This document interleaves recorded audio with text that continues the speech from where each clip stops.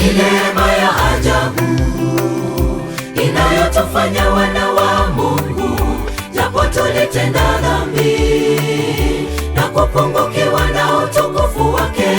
Sasa tumekombolewa, tunaitwa wana wa Mungu, na hatuna mashaka tena, sisi ni wana wa kifalme. Ni neema ya ajabu inayotufanya wana wa Mungu, japo tulitenda dhambi na kupungukiwa na utukufu wake.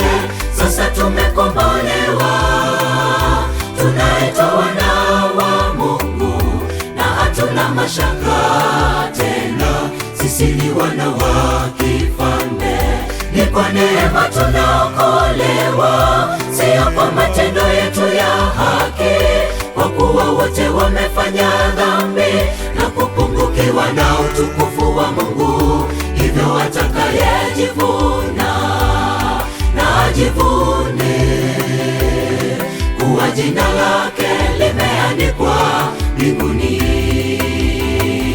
Ni kwa neema tunaokolewa, sio kwa matendo yetu ya haki, kwa kuwa wote wamefanya dhambi na kupungukiwa na utukufu wa Mungu. Hivyo atakayejivuna na ajivune kuwa jina lake limeandikwa mbinguni.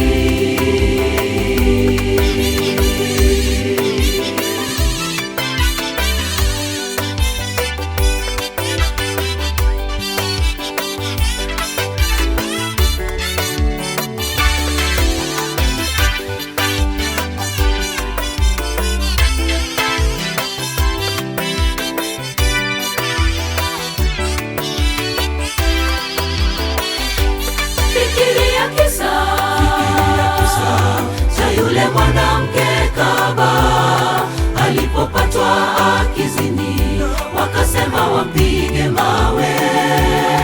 Yesu akawaambia, yule asiye na dhambi awe wa kwanza, na wote wakakimbia. Walipomuona Yesu akizianika dhambi zao kwenye ardhi. Fikiria kisa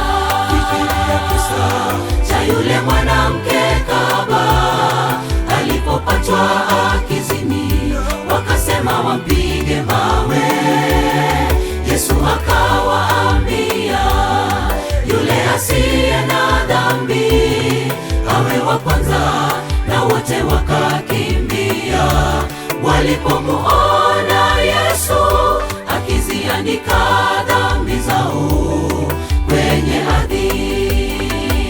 Ni kwa neema tunaokolewa, sio kwa matendo yetu ya haki, kwa kuwa wote wamefanya dhambi na kupungukiwa na utukufu wa Mungu. Hivyo atakayejivuna na ajivune kuwa jina lake limeandikwa mbinguni.